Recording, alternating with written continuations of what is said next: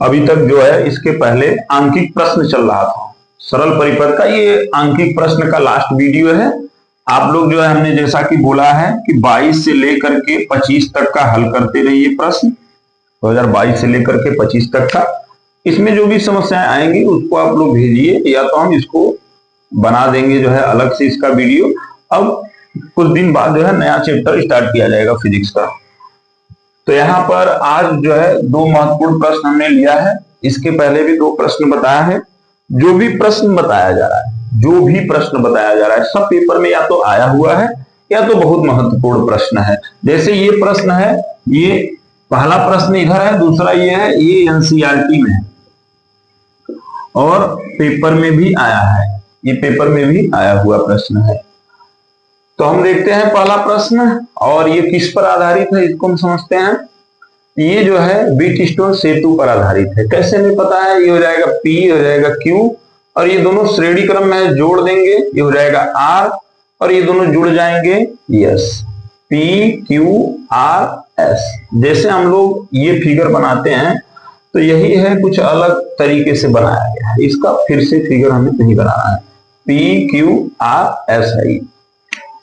तो इसका हम हल करना क्या है, इसमें इसका हमें तुल्य प्रतिरोध निकालना है। इस परिपथ का हमें तुल्य प्रतिरोध निकालना है। उसके बाद A और B के बीच प्रवाहित धारा, A और B कौन सा है, A और B मान लेते हैं, यहाँ पर ये है, मान नहीं लेते हैं, प्रश्न में होता है, यहाँ पर B है, A B, ये प्रश्न में दिया हुआ है। A और B के बीच प्रवाहित धारा हमें ज्ञात करना है, और फिर सेल के सिरों पर वोल्टता मतलब वोल्टेज निकालना है, जिसको हम टर्मिनल वोल्टेज कहते हैं। तो सबसे पहले ये जो है पीडीएफ में आप लोग को प्रश्न मिल जाएगा। अगर आप लोग को लिखना होगा, बार बार हम कहते हैं, तो आप वीडियो स्टॉप करके इसको स्क्रीनशॉट लेकर के एक अलग कॉपी में लिखते चलिए। प्रश्नों का ये जो सेट है ये बहुत ही महत्वपूर्ण है। तो करेंगे क्या, यहाँ पर सबसे पहले ये दोनों धारा पहले हम प्रवाहित कर लेते हैं, और धारा का यहाँ कोई काम वैसे तो है नहीं, लेकिन फिर भी हम प्रवाहित कर लेते हैं। तो यहाँ से प्लस सीधे से धारा निकलेगा आई, और यहाँ पहुंचेगा I, और फिर ये बढ़ जाएगा। बढ़ने का मतलब यहाँ पर हो जाएगा I1, इधर जाएगा I2, तो ये दोनों में I2 जाएगा। दोनों में धारा का मान समान है।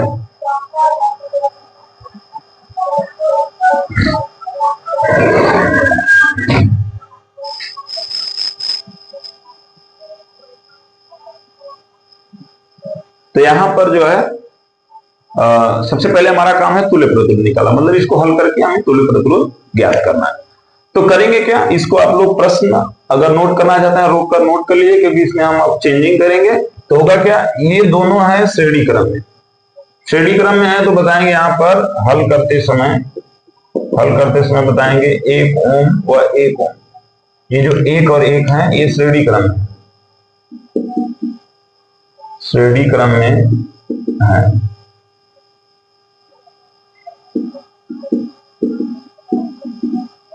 तो श्रेणी क्रम में है, तो इनका जो तुल्य प्रतिरोध होगा, तुल्य प्रतिरोध हो जाएगा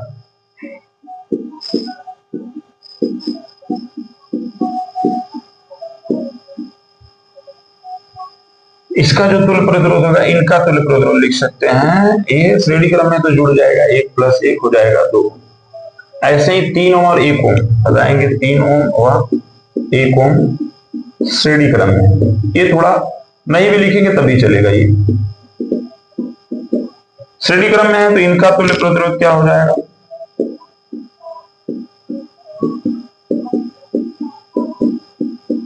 इनका तुल्य प्रतिरोध हो जाएगा 3 + 1, श्रेणी क्रम में डायरेक्ट जुड़ जाता है, क्या हो जाएगा 4 ओम। अब इसके बाद आप लोग को एक बार फिर से फिगर बनाना होगा। बनाना क्या है कि ये 1 और 1 गायब हो जाएगा, 1 और 1 की जगह पर आ जाएगा 2। इसको हम कुछ ऐसे बना लेते हैं।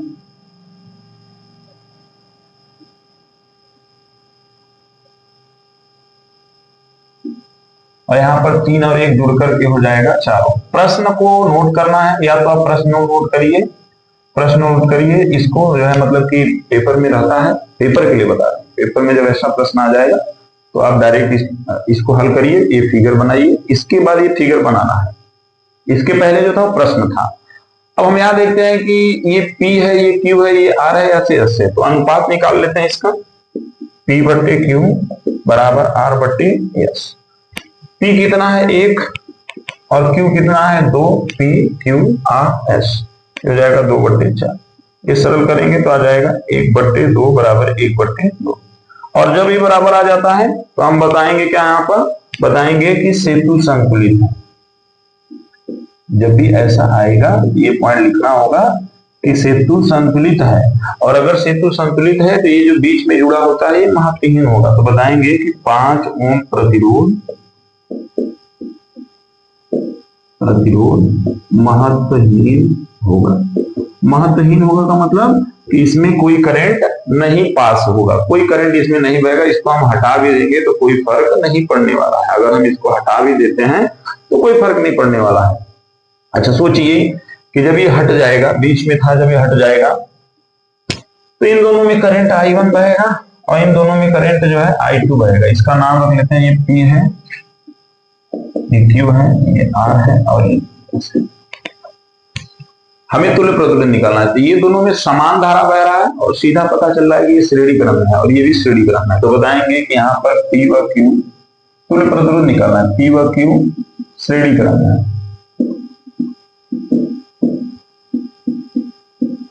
इसके पहले हमने क्यों जोड़ दिया, वो पी क्यू आर एस बनाने के लिए, तभी तो पी बटे क्यू आर बटे एस कर पाएंगे। उसके पहले यहाँ दो था, उसको जोड़ा इसीलिए गया। तो यहाँ पर पी क्यू श्रेणी क्रम में है, तो श्रेणी क्रम में है तो इसका जो तुल्य होगा आर बराबर हम लिख लेते हैं या R1 बराबर लिख लेते हैं पी प्लस क्यू हो जाए। पी कितना लिखेंगे 1 + 2 हो जाएगा 3। फिर उसके बाद बताएंगे आर व एस श्रेणी क्रम में। तो यहाँ पर R2 बराबर लिखे, चाहे देखिए इसका नाम R डैश या R1 लिख सकते हैं, इसका नाम R2 लिखिए चाहे R डबल डैश लिखिए। R का मान कितना है 2 + S का मान 4 हो जाएगा 6 ओम। जब ऐसा हो जाएगा, यहाँ पर हम इसको बना देते हैं, कोई दिक्कत नहीं है, 5 ओम का था ये। जब ऐसा हो जाएगा तो अब ये दोनों तार जुड़ जाएंगे। तो कैसा फिगर इसका मिलेगा, कुछ ऐसा फिगर मिलेगा।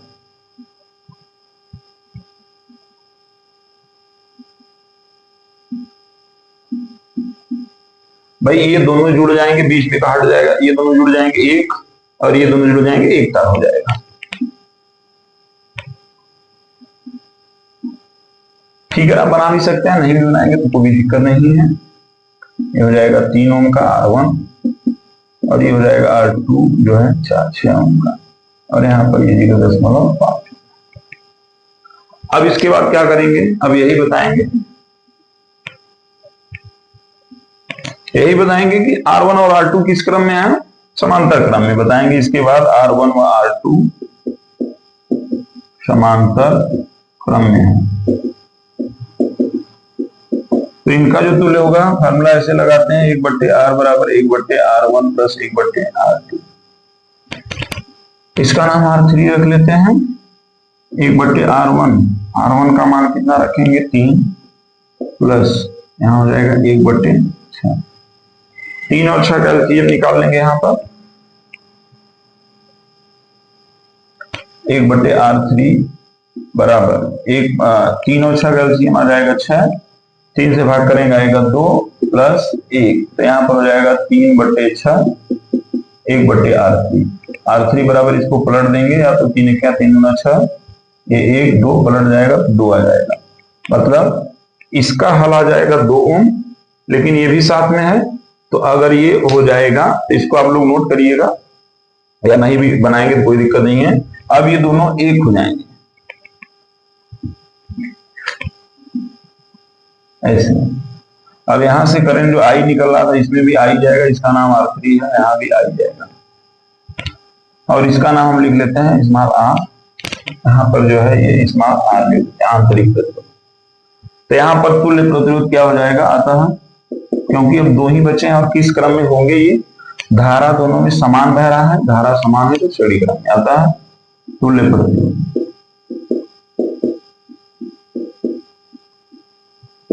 तुल्य प्रतिरोध क्या हो जाएगा, फाइनल आंसर लिख देंगे R बराबर R3 + स्मॉल r।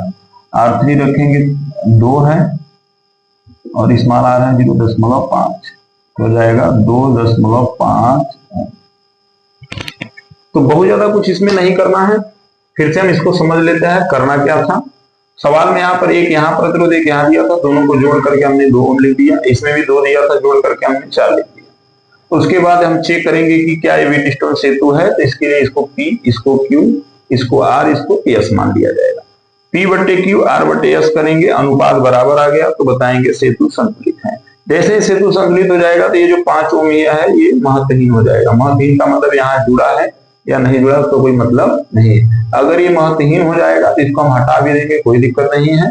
और तब ये दोनों श्रेणी क्रम में, उसका तुल्य निकाला गया, फिर ये भी श्रेणी क्रम में, फिर उसके बाद जब दोनों श्रेणी हो जाएंगे, श्रेणी में जाएंगे तो ऊपर नीचे समांतर क्रम में लगा देंगे और उसके बाद फिर ये बचा है हल कर लेंगे। तो पहला काम हमारा हो गया, तुल्य प्रतिरोध निकल गया। अब ए और बी के बीच प्रवाहित धारा, ए और बी कहां पर है, यही है ए और बी। तो ए और बी के बीच धारा कौन सा जा रहा है, आई, यहां से निकल रहा है आई, तो आई क्या है कुल धारा, वही ए और बी के बीच भी जा रहा है। तो हम अगर ए और बी के बीच निकाल लेंगे, मतलब कि आई निकाल लेंगे तो वही ए और बी के बीच धारा हो जाएगा, समझिएगा। क्योंकि यहां से निकल रहा है आई, भाई जब अलग अलग तार था तो बढ़ रहा था, अगर ये पूरा समेट दिया जाएगा, एक प्रतिरोध हो जाएगा, तब भी तो ए और बी के बीच ही जुड़ा होगा इसका, तो ए और बी के बीच भी यही धारा जाएगा और इसमें मतलब कि पूरे परिपथ में आई जाएगा, तो आई निकल जाएगा, इसका मतलब हो जाएगा।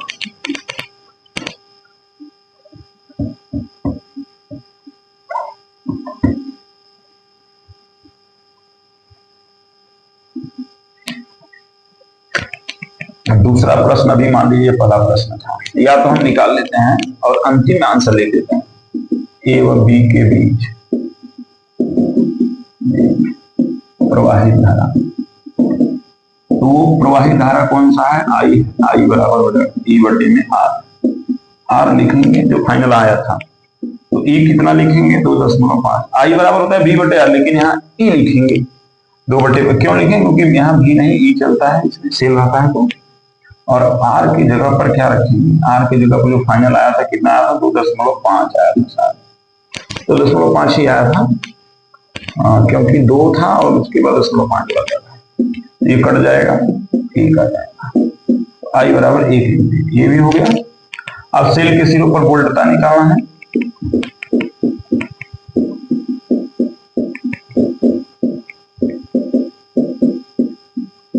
वोल्टता, सेल के सिरों वोल्टता एक हमने फॉर्मूला पढ़ा है, V बराबर E minus I into R, V बराबर इतना पढ़ा है, E की जगह पर रखेंगे कितना 2.5, आई की जगह पर 1, आर की जगह पर 0.5, तो हो जाएगा 2.5 माइनस 0.5, घटाएंगे तो उत्तर आ जाएगा 2 वोल्ट।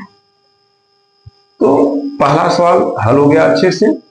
नहीं समझ में आता है एक बार फिर से बैक करके देख सकते हैं, इसमें तो यही सुविधा है कि भाई नहीं समझ में आया फिर से बैक करके देख लेते हैं, और कहीं दिक्कत हो उसका स्क्रीनशॉट लेकर भेजिए, उसको बता दिया जाएगा अगले क्लास में, कहीं भी दिक्कत हो उसको लिखिए।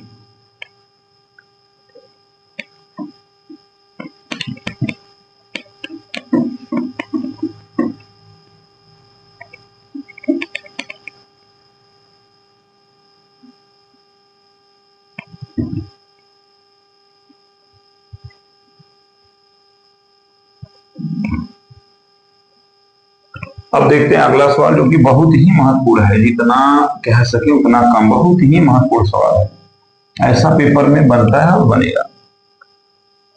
दूसरा प्रश्न, ऐसा सवाल लग चुका है, अभी कल बताया था हमने, बहुत बड़ा सवाल था, वैसा ही सवाल है जिसमें 3 समीकरण बनता है, 2 को हल करके किया जाता है। थोड़ा सा धैर्य रखना पड़ेगा लेकिन ये उससे सरल है। सबसे पहली बात कि कभी कभी इसमें करंट नहीं दिया रहता है, करंट आपको बनाना होता है, तो कैसे बनाएंगे एक बार उसको हम समझ लेते हैं।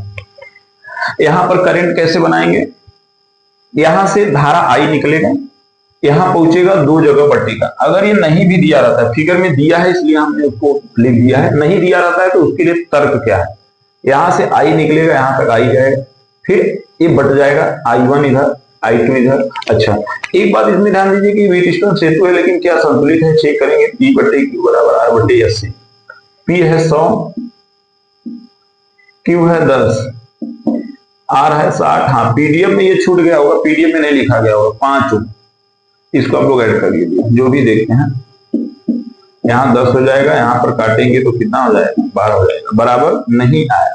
इसका मतलब ये संतुलित बीट स्टोन सेतु नहीं है और ये बीट वाला महत्वहीन नहीं होगा, इसमें भी करंट जाएगा। देखिए इसमें करंट भेजा गया IG, यहाँ से I1, यहाँ से I2, यहाँ से IG। जब ये इधर आएगा I2 IG, तो ये मिलकर के इधर जा रहा है I2 IG, मिलकर के इधर जा रहा है I2 प्लस IG, और इधर क्या जाएगा, इधर से आ रहा है I1, इसमें से इधर निकल जा रहा है IG, इधर आ रहा है I1, टोटल करंट IG इधर निकल गया तो बचा हुआ I1 माइनस IG।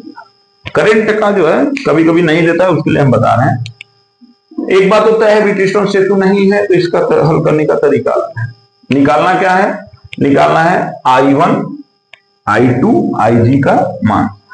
तो कैसे निकालेंगे, सबसे पहला काम यही है, इसमें बंद पास का दिशा बनाएंगे। तो इसमें तो कोई सेल लगा नहीं है, सेल लगा होता तो प्लस से माइनस की तरफ घुमा देते, नहीं है तो कोई भी दिशा में घुमा देंगे। जैसे ये हो गया,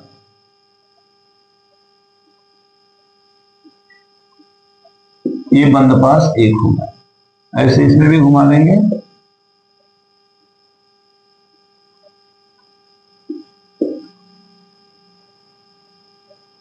बंद पास 2, इसमें तो दिशा क्लियर है, ये प्लस है ना, तो प्लस से ऐसे घुमाएंगे माइनस, बंद पास 3। तो पहला लिखेंगे बंद पास 1 में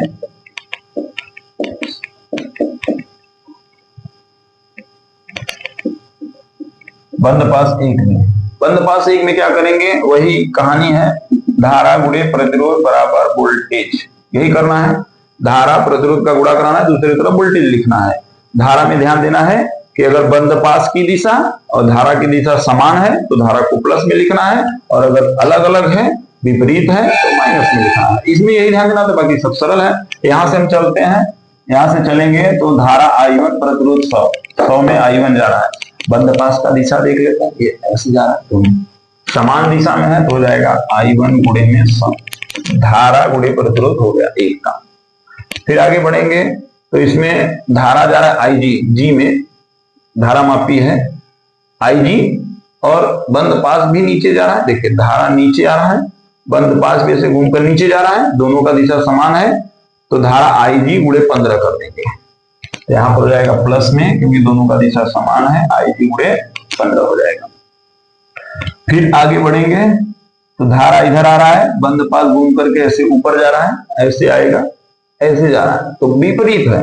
तो धारा I2 है लेकिन माइनस में लिखेंगे, और गुणे में 60 बराबर कोई सेल नहीं लगा है तो 0 लिख देंगे। ये हो जाएगा 100 I1, और इसको लिख लेते हैं जो भी है 15 IG, और ये हो जाएगा 60 I2 बराबर। इसको हम सरल कर सकते हैं, पीडीएफ में हो सकता है सरल करके ना लिखा हो, 5 से सरल हो जाएगा। 5 से सरल करेंगे तो यहाँ पर हो जाएगा 20 3 IG, और यहां पर हो जाएगा 12 I2, समीकरण नंबर 1। अब ऐसे लिखेंगे बंद पास 2 में, बंद पास 2 में क्या है,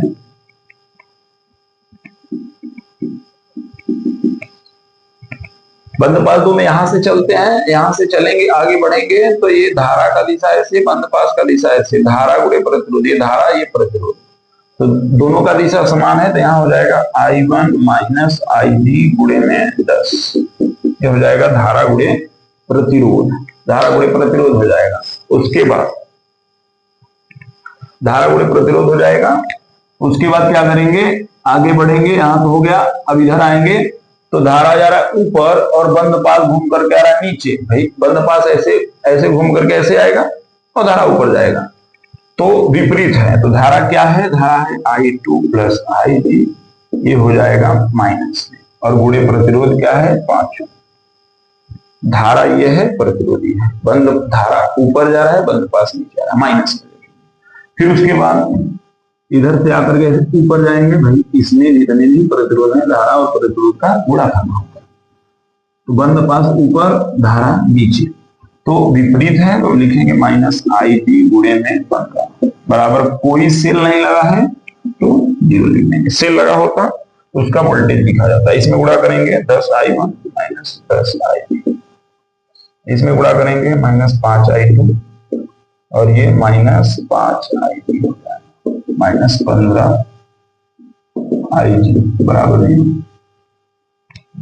गुणा कर लेंगे 10i1 और नहीं है तो 10i1, 10i जी, 5i जी और ये 15, 5 20 और 10 हो जाएगा 30i जी। 5 से सरल हो रहा है, सरल कर सकते हैं। 5 गुना 10, 5 छके 30 और 5 एक 5 बराबर नहीं, समीकरण नंबर हो जाएगा 2। ऐसे लिखेंगे बंद पास 3 में। बंद पास 3 में क्या है, प्लस सिरे से चलेंगे यहां पर ऐसे, तो ये धारा इधर जा रहा है, बंद पास भी इधर जाएगा, धारा गुणे प्रतिरोध मतलब I2 गुणे 60, ऐसे जाएंगे, धारा इधर, बंद पास भी इधर हो जाएगा। फिर ये वाला ऐसे बंद पास, मान लीजिए ऐसे जाकर के ऐसे आएगा, तो ये दिशा वही है। तो धारा क्या है, धारा है I2 प्लस IG गुणे में 5 बराबर हो गया ये दोनों प्रतिरोध, और इसमें जो वोल्टेज है 10 है, इस बंद पास में वोल्टेज है, ऊपर और नीचे में नहीं था, तो हो जाएगा 60i2 और गुणा करेंगे तो 5i2 प्लस 5IG बराबर 10। नीचे वाला फिर से समझ लीजिए, यहां से हम चलेंगे, ऊपर जाएंगे तो बंद पास ऐसे जाएगा नीचे और ये भी ऐसे जाएगा, धारा गुणे प्रतिरोध, धारा गुणे प्रतिरोध करा देंगे। फिर आगे बढ़ेंगे, बंद पास ऐसे, मान लीजिए ये ऐसे जाकर ऐसे, तो दिशा दोनों समान है, धारा गुणे प्रतिरोध करा देंगे। 65i2 प्लस 5IG बराबर हो जाएगा 10। 5 से काटेंगे तो ये हो जाएगा 13i2 प्लस IG बराबर हो जाएगा 10। समीकरण नंबर 3 हो जाएगा। अब क्या करेंगे, समीकरण 1 और 2 को हल करते हैं। 1 और 2 को हल करने का तरीका क्या है, यहां पर I1 को पहले काटते हैं, इसमें 10 का गुणा कर देंगे तो कट जाएगा। तो लिखेंगे समीकरण 1 का गुणा वह समीकरण 2 में 10 का गुणा कर लेंगे। तो इसको लिख देंगे ऐसे ही 20i1 plus 30IG minus 12i2 बराबर हो जाएगा 0। 1 का गुणा किया जा रहा है इसमें, 10 का करेंगे 10 गुना 20i1 60IG और ये हो जाएगा 10i2 बराबर 0। नीचे 10 का गुणा किया जा रहा है, क्यों किया जा रहा है, ताकि ये बराबर हो जाए, कट जाए। अब यहां से क्या होगा, ये माइनस है प्लस, क्योंकि चिन्ह बदलना पड़ेगा, यहाँ पर प्लस, ये कट जाएगा और ये प्लस 60 और 3 हो जाएगा 63IG और ये कितना हो जाएगा, 10 है और माइनस 12 है तो माइनस 2i2 बचेगा बराबर 0। यहां तक तो लगभग समझ में ही आ गया होगा। यहां से हम IG का मान निकाल लेते हैं। IG का मान कैसे निकलेगा, ये उधर भेज देते हैं, तो 63IG बराबर हो जाएगा 2i2 और IG बराबर हो जाएगा 2i2 बटे में 63। समीकरण नंबर बन जाएगा 4। अब क्या करना है, ये जो IG का मान निकला है इसको यहां रख देंगे, I2 निकल जाएगा, बाकी सब काम हो जाएगा। अगला काम क्या करना है, ध्यान से देखिए चलेगा।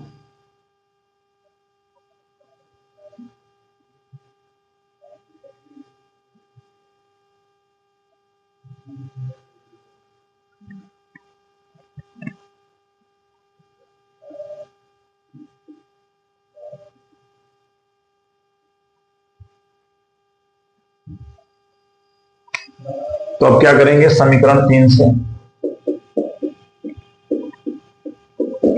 समीकरण 3 से क्या हो जाएगा, 13i2 प्लस IG की जगह पर क्या रखेंगे, 2i2 बटे में 63 बराबर में है 10। समीकरण 3 में रखना है, 63 का गुणा इधर कर देंगे, 13 गुणे 63, उसमें 2 जोड़ देंगे, 63 गुणे 13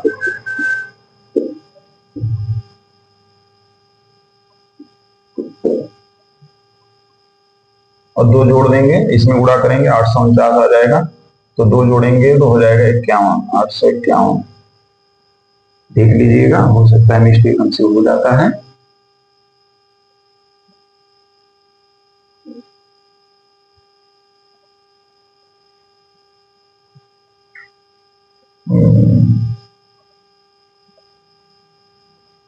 13 दिया हो जाएगा 39,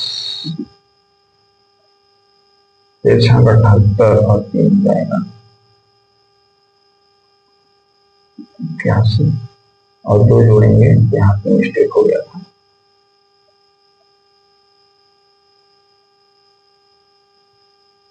आठ सौ 19 और 2 जोड़ देंगे तो हो जाएगा 821। I2 बटे में 63 बराबर हो जाएगा 10। I2 बराबर निकालेंगे तो इधर गुणा हो जाएगा 630, 630 बटे 8 से एकदम करेक्ट है आंसर, कोई दिक्कत नहीं है। हाँ, अगर गुणा में गलत होता है तो आप लोग करेक्ट करिएगा।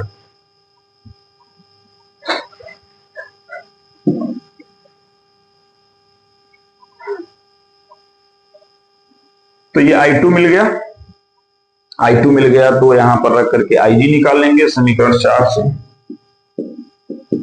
समीकरण 4, क्योंकि हमें निकालना क्या है, निकालना है I1 I2 IG। I2 निकल गया, IG इसमें रखकर निकाल लेंगे तो IG बराबर हो जाएगा 2 गुणे 630 बटे में 63।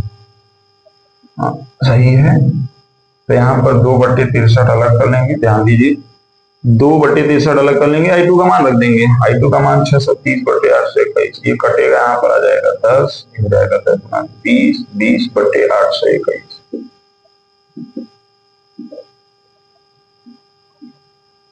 IG आ जाएगा, I2 हो गया, IG हो गया। अब क्या करेंगे, I1 निकालने के लिए समीकरण 1 में रखेंगे। समीकरण 1 ये है, इसके पहले इरेज कर दिया गया तो यही है ना समीकरण 1। तो समीकरण 1 से पहले ये लिखिएगा, फिर ये और उसके बाद ये।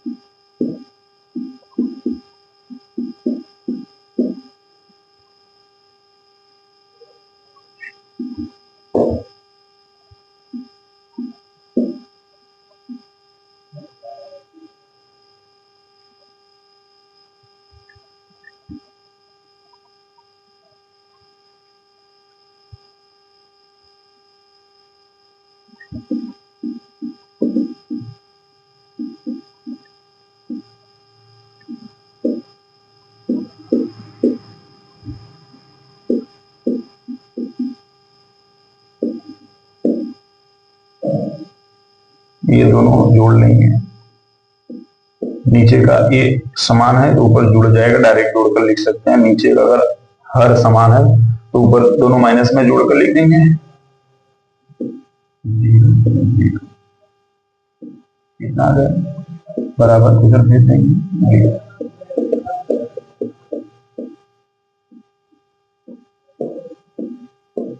2 से 2 गुना 2 6, 2 सत्ते 14 हो जाएगा और 2 पंजे 10 बटे 821। आप लोग देखिएगा आंसर सब आ गया है। अंतिम में लिखना जरूरी है, I1 बराबर इतना, I2 बराबर इतना, IG बराबर इतना, पूरा अच्छे से हल हो गया। इसको आप लोग लिखना चाहते हैं आराम से लिखिए। इन सवालों को जरूर अभ्यास करिए, केवल देखने से काम नहीं चलेगा, इनको आप लिख करके हल करिए। नहीं लिखेंगे तो केवल ये लगेगा हमको आता है, आएगा नहीं, जब तक लिखकर अभ्यास नहीं करेंगे।